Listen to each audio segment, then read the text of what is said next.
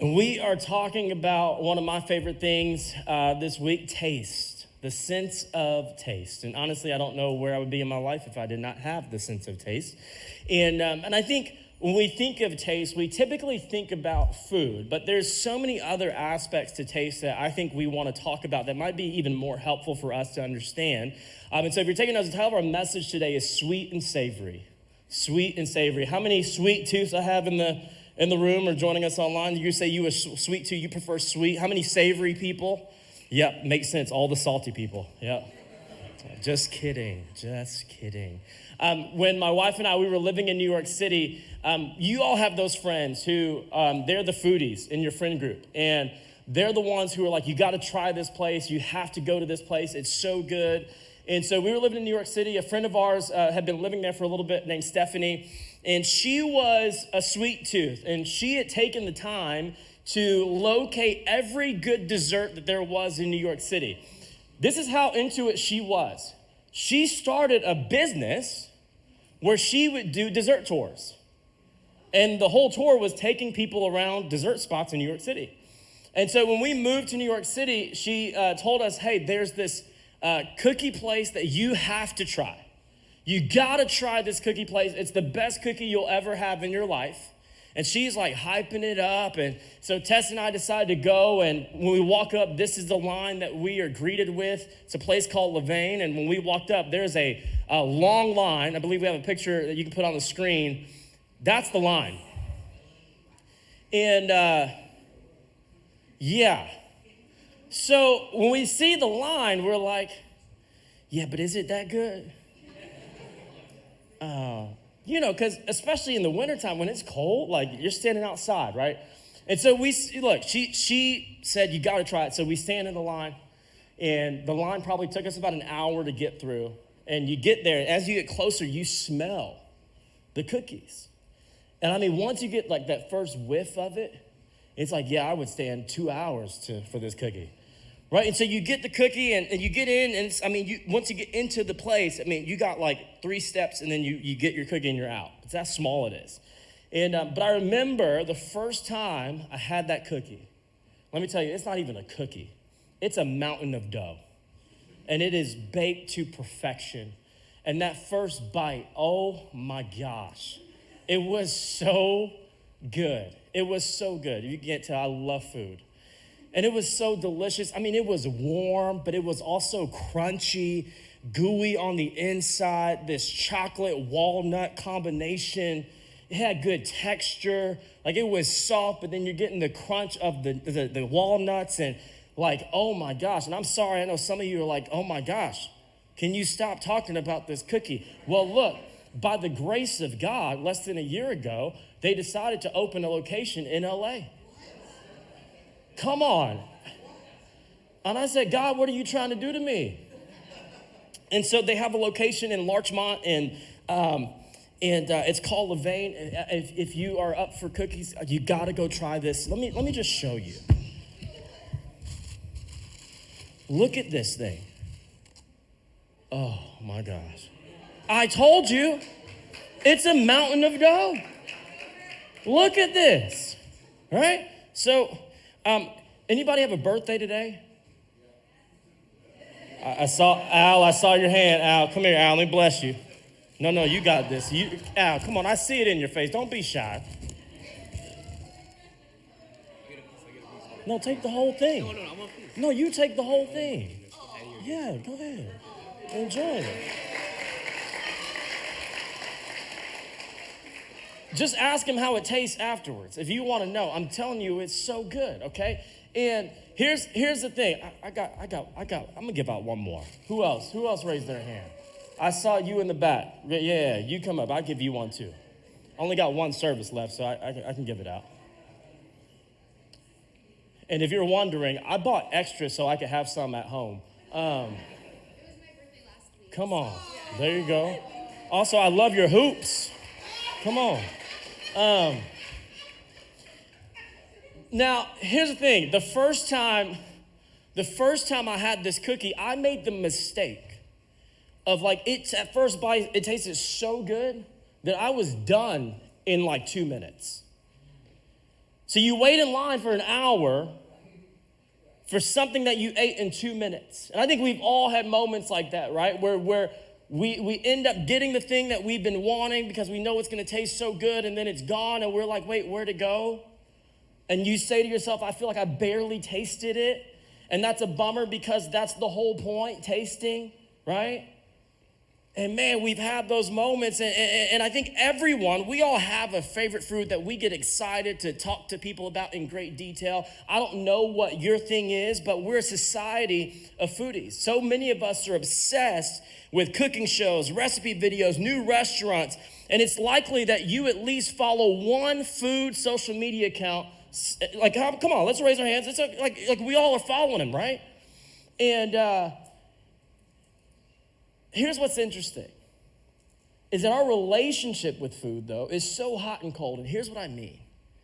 We both obsess over food and we agonize over it, right? We've come up with countless diet plans, sugar-free, keto, vegan, paleo, and I could go on and on and on and on. And these days, especially in California, almost everyone's on some kind of restriction, right? Gluten-free, whatever it may be. I mean, I honestly still don't even know what gluten is. When someone tells me they're gluten-free, I'm like, what is that? Like, did you just make that up? And they're like, no, it's like on the ingredients list. Well, there's a lot of things on the ingredients list that I have no clue what they are. I just saw a video on Instagram of somebody showing the the color difference of orange Fanta in Europe compared to the color of it in America. Yeah, let's just say probably not putting that in my body anymore. But for others, it's about looking good or fitting into those jeans without feeling like a busted can of biscuits. And the reason all of this matters is because food is such a big part of life, right? And the reason most of the food we're drawn to is because we like how it tastes. Think of all the intricate ways taste is a part of your everyday life. When you're down or stressed, your brain might suggest, man, some comfort food would be really good right now. Some ice cream would be really good right now. How many of us have ever spotted something in the grocery store that we had when we were a child, right? And we're like, oh my gosh, I haven't had that or seen that in so long, and you buy it and you make it only to find out that you're so disappointed halfway through eating it. And it's like, man, it just doesn't taste the same that it did when I was a kid. Or when you're on vacation and you feel the urge to revisit that one spot that you went to last time, and you say, we have to go there when we go back, right? We all have these things where taste is such a huge part of our life, right? Some folks, they love their routine meals, while others are game for adventurous eats like Rocky Mountain oysters or chocolate-covered crickets. And it's funny how food seems better when it's shared with others who enjoy it as much as you do. All right, but you can think of something, and here's the thing, most people, though, might not agree with your tastes. That's because we all have different tastes, because there's biological factors at play, right? Not only do we like different things, but we also taste them differently. Some of us crave certain flavors more, and others experience flavors more intensely. I said this in the first service, and everyone was judging me immediately. I didn't realize that the first service was full of these people. And I guess I'm just gonna start to distinguish services by food types, and we'll see if this service is like the first service.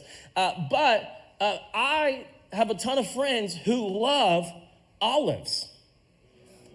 I think olives are disgusting. I don't understand people who just sit them and open the jar and they're just like, got the toothpick and they're just eating them and I'm like, what are you doing? Like, it's so nasty. Okay, so this isn't an olive service. Let me tell you, 8:30, that's the olive service. So if you like olives, you should go to the 8:30 service, because that's where all your people are. I mean, like it was like everyone in that service loved olives. And but I think that they taste disgusting. And so my friends who love olives, they just taste differently to them than me. Now, there's also environmental factors that also shape our taste, our upbringing, our culture, and values that set our preferences by around age 25. right? So for me, I'm half black and half Korean. And so my wife, when we started dating and got married, and we're obviously eating a lot of food together, and she loves spicy food. And she found out that I didn't like spicy food, and I could see the look on her face. She was confused because I guess because I was half Korean, I'm supposed to like spicy food. And so she's like, "Are you really half Korean?" And I was like, "Yeah, I am. I just don't like spicy food." And even though that was a part of my upbringing and my culture, because everyone on my mom's side, they love spicy food, love it. But for me, it just, that taste never clicked. But those factors play into how we taste things, right? And these influences decide not just what we eat, but what we even find edible, right? So we often like what we're used to, and every culture has its own rules about what's acceptable and what's edible, right? And so every society has rules around food. Most of us might enjoy a cheeseburger, but the sound of a horse meat hoagie does not appeal to us, right? Because for us as a culture, it's like we don't eat horse meat, right? Some of you a little quiet, service a little quiet. Is this a horse meat service? What are you doing? Okay, I just expected a little bit more pushback. Okay, maybe we got a little horse meat crowd in here. Okay, to each their own. I won't judge you. I'll pray for you, but I won't judge you.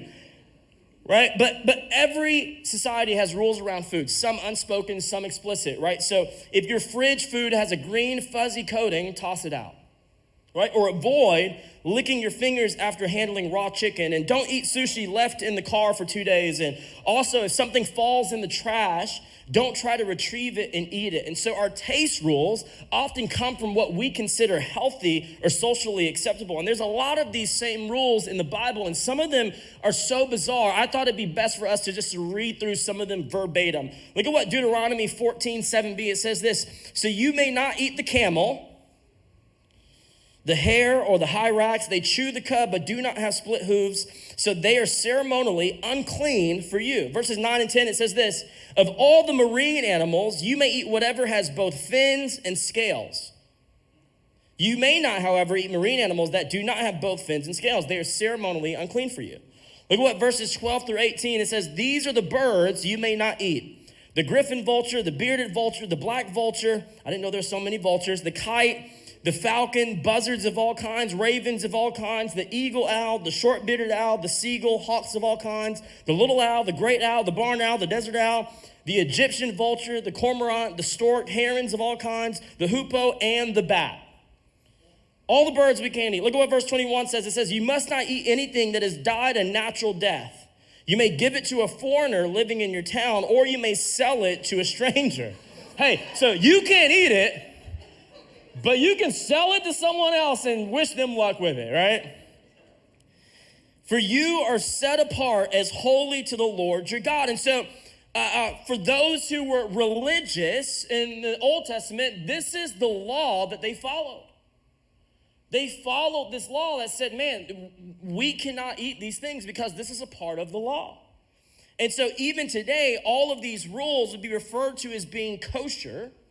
But then there are other broader references to taste in the Bible as well. One wisdom writer says, if you eat too much honey, you'll vomit. In some places, people are commanded to fast, and in other places of the Bible, people are commanded to feast. But then Leviticus tells us we're not to consume everything we grow, kill, or collect ourselves, because we ought to give the first and best to God. Later, a psalmist tells us to taste and see that the Lord is good. Another says the word of the Lord is sweet. And so in the Bible, the same words often have different meanings, encouraging you and I to see them in multiple ways. And so this should make us consider that a verse that is speaking about taste might have various interpretations. And so from what I've seen, the Bible discusses at least 6 different types of taste. If you're taking notes, the first one is sensation. This is the capacity to perceive flavor, right? And so when Al bites into that cookie, let me tell you, he's gonna get a lot of flavor. Chocolate, walnut. Oh, it's so good, Al. I'm telling you, it's dangerous, because once you have one, you're gonna be wanting that cookie.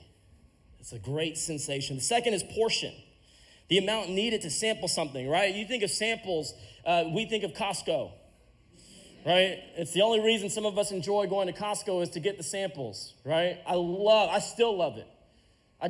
I'll do the laps, right?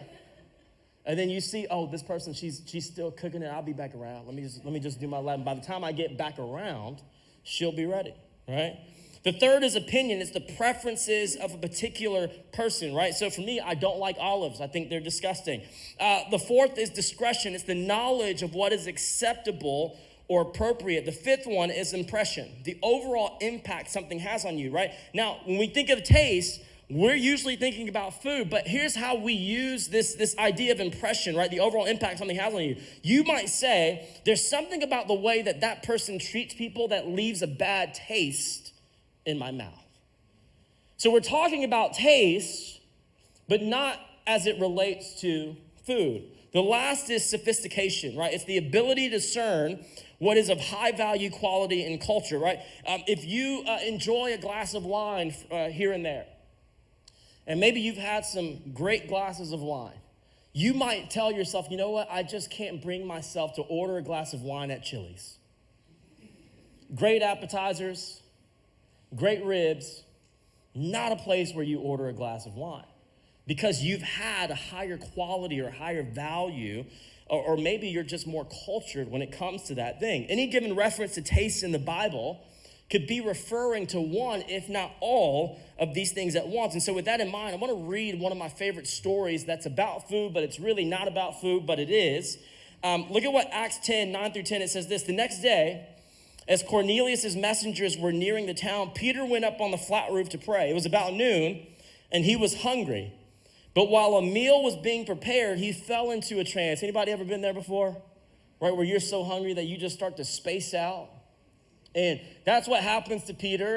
And for Peter, it becomes a little bit more than just spacing out. He falls into a trance. And if you were to really try to understand what falling into a trance really is, it's when you start to see something beyond what's in front of you, right? You start to see something beyond what is visible to your eye, something deeper, something more significant. And that's what's happening with Peter. He starts to see the things that maybe before to him are unseen.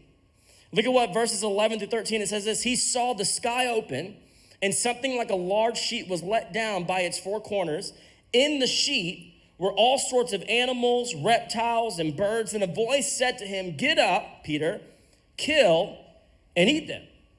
Now, what makes this story so intriguing is everyone involved in this story, including Peter, knew the rules we read in Deuteronomy, and they followed them devoutly. And so this is what's interesting. Peter is hearing a voice say, hey, eat all the things that you aren't supposed to eat. That is what Peter is hearing. And so while he's in this trance, he hears that voice, forget those rules, eat it. Look at what verses 14 and 15, it says this. "No, Lord," Peter declared, "I've never eaten anything that our Jewish laws have declared impure and unclean." But the voice spoke again, "Do not call something unclean if God has made it clean." And so Peter recognizes that this is the voice of God. This is God speaking to him. And he still replies to God. He says, "God, these are against your laws. You're telling me to do something that is against how you've actually called me to live." And God responds, he's like, "Yeah, but I'm God. I know these are my laws, but now I'm telling you to break them. And I can do that because I'm God." And essentially, Peter is saying, your request, what you're telling me to do, contradicts my religion. It contradicts my religion. The irony is clear. Peter is now debating God about his own nature. And if you're taking notes, you can write this down. The point of religion is to provide a framework to know, understand, and connect with God. But in this instance, it is Peter's religion that is actually getting in the way of his relationship with God. And I think for some of us, we find ourselves wanting to know God, connect with God, relate with God, feel close to God. And I wonder, what if we're holding on to things that were meant for people who lived in the Old Testament? What if we're holding on to religion and it's getting in the way of our relationship? Not just with God, but also with others. Because I believe that's what's happening with Peter, right? And you probably guessed it by now, but the dream and discussion, they aren't really about food. As we've said every single week, many words in the Bible have layered meanings. And so what's happening is often about so much more than it seems. And what Peter is talking about, this conversation, it really is a metaphor. And this vision is a metaphor, as most visions are.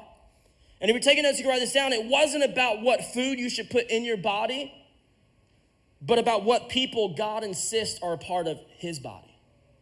That's what this vision is actually all about. But God is trying to communicate with Peter in a way maybe that would help him understand what he's trying to say. And so throughout the Bible, God's people are called his body, and you're familiar with the term student body, but the church is a body of believers, and God is saying, this includes, Peter, far more people than you think it does.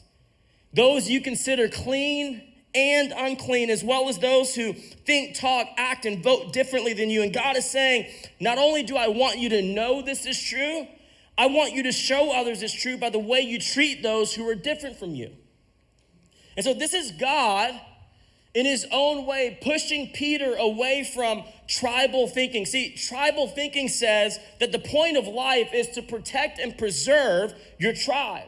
That if you're not like us, then we're not for you.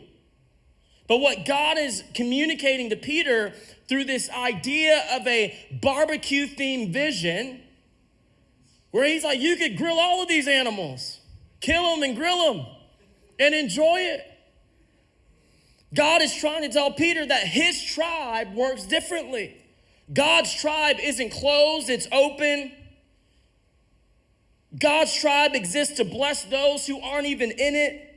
And this was God's intention from the very beginning of time. Look at what God tells the original member, Abraham, generations earlier. Look at what Genesis 18:18, it says this, for Abraham will certainly become a great and mighty nation, and all the nations of the earth will be blessed through him. Notice, it does not say only the nation of God will be blessed through Abraham.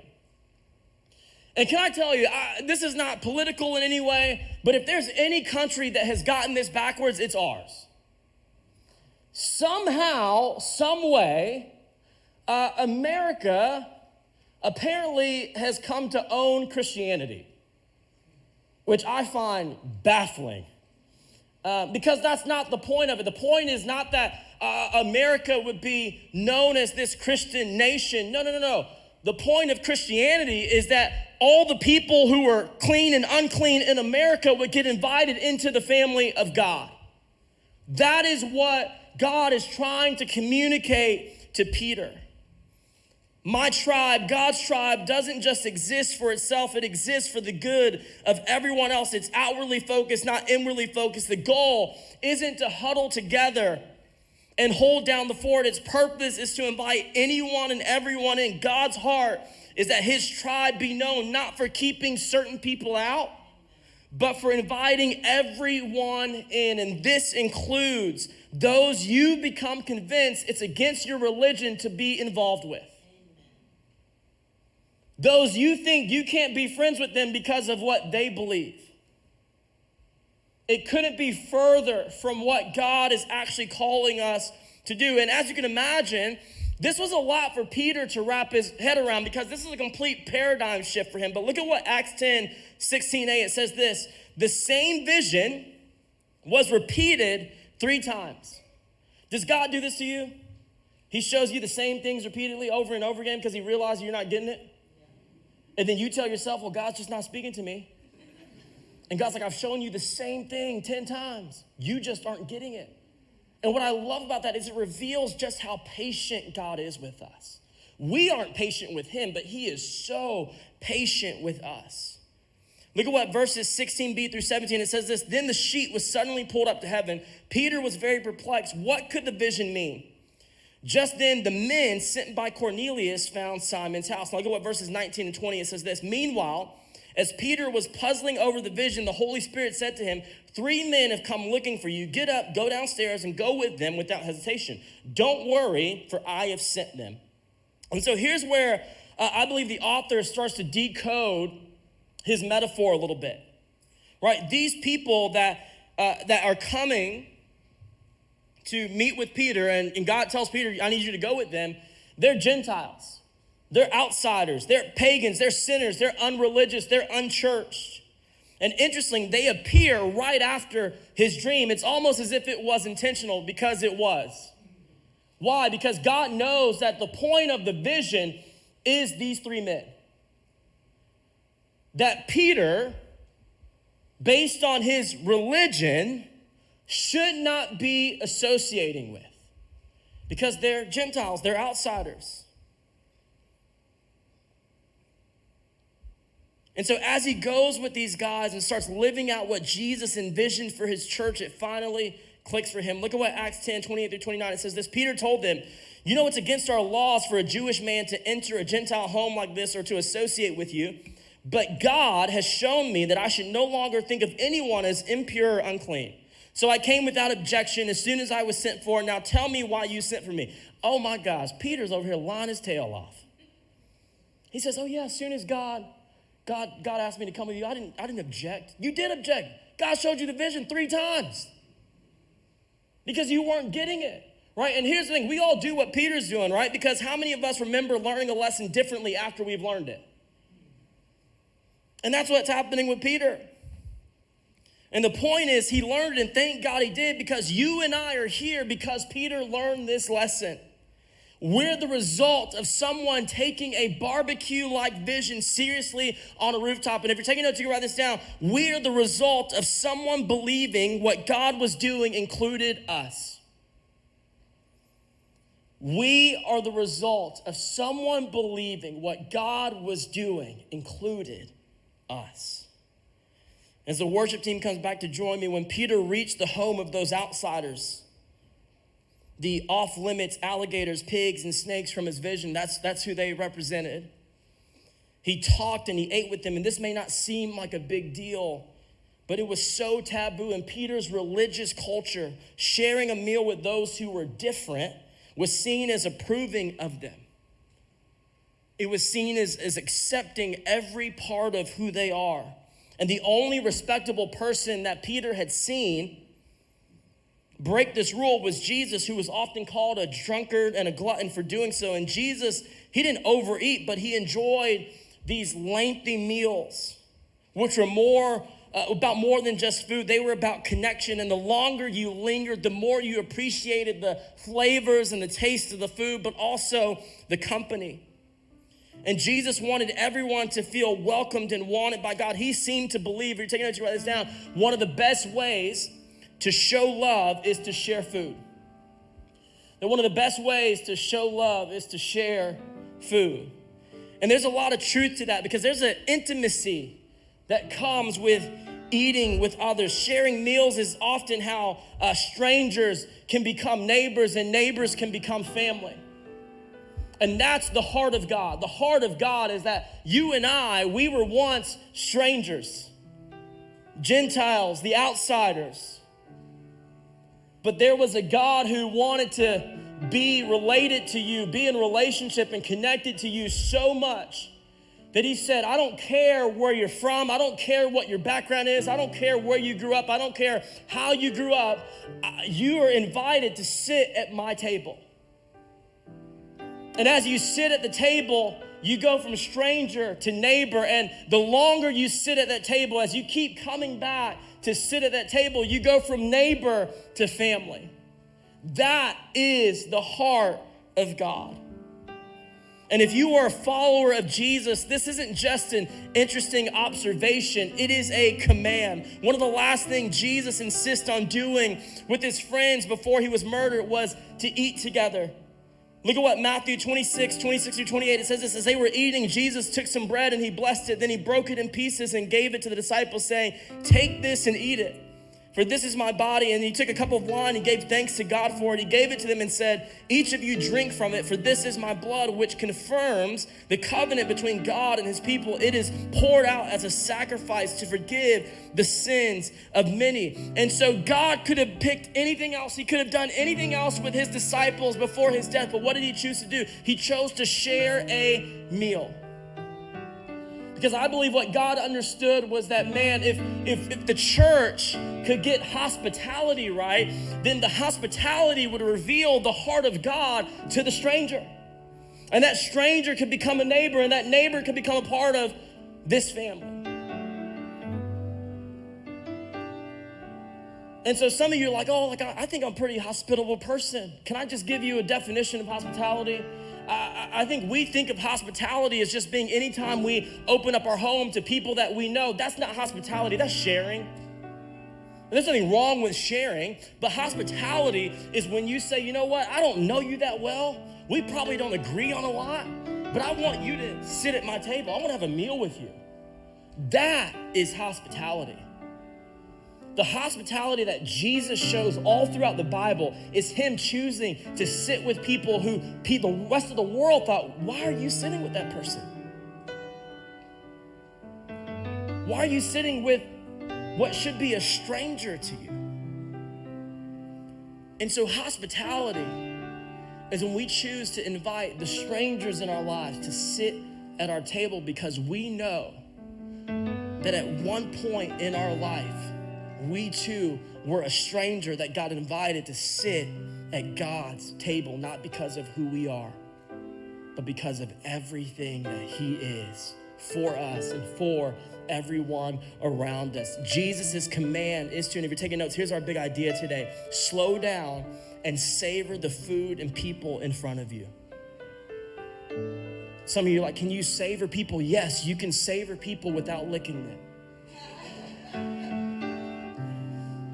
It's just enjoying their company, enjoying their presence. And here's what I think it means to savor people. I think it means to take genuine interest in them more than yourself. And so when you invite someone to your table, are you asking more questions about who they are, about what God might be doing in their life, about where they've been? Because that's savoring the people. I think one of the most spiritual things we can do is slow down and eat with people who are different from you, listen to them, and be as interested in them as Jesus is in you. The heart of the gospel is stranger to neighbor, neighbor to family. And I believe one of the primary ways God goes about making strangers neighbors and neighbors families is at the table. And so here's my challenge for all of us this week. Who are the strangers in your life that you need to invite to sit at your table? I'm gonna share this. I didn't even ask them, but I'm gonna share it because I looked over at Mother Teresa and it made me think of it. But one of the things, the first time I was at their house, they brought this book, and they have a book of all the people that have sat at their table. They have their names and their dates, and let me tell you, that book was like this thick, y'all. I was like, wow, it's incredible. But when I think about what this is I look at those names, and I think about those names that are in that book. I guarantee you they started as strangers. Some of them became neighbors. Many of them probably became family. But where did it start? It didn't start in a room like this. It started around their table. That is the heart of God. And so here's my challenge for us, is who do you need to invite to sit at your table? And I know you're thinking like, strangers, do you mean people that I've never met before? No. There are people in your life that you maybe barely know. Maybe you know, you work with them, whatever it may be. You would probably consider them a stranger because you don't really know them that well. And so I want to invite you to stand. I'm going to pray for us, and the worship team is going to take a moment to sing over us. And as they do, I'm just going to pray that God will begin to show you names and faces right now who he's positioned you to take from stranger to neighbor, neighbor to family. And he would give you the courage to invite them to have a seat at your table. Jesus, we love you. We thank you for who you are. We thank you for what you've done and what you're doing. And Jesus, I pray right now, Holy Spirit, would you speak to us? Would you begin to show us names and faces of people that you have placed in our life to go from stranger to neighbor, neighbor to family? And would you give us the courage to do the thing that you're asking us to do, which is to invite them to sit at our table the same way that you've invited us to sit at your table.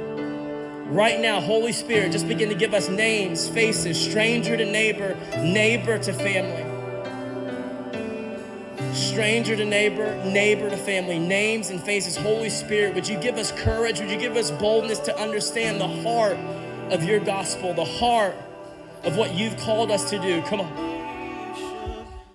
South Hills Church, I just want to take a moment and say thank you for watching our service online. Whether you're watching it for the first time or you're watching it again because you enjoyed the service so much from the weekend, I'd like to take a moment and dive into our giving.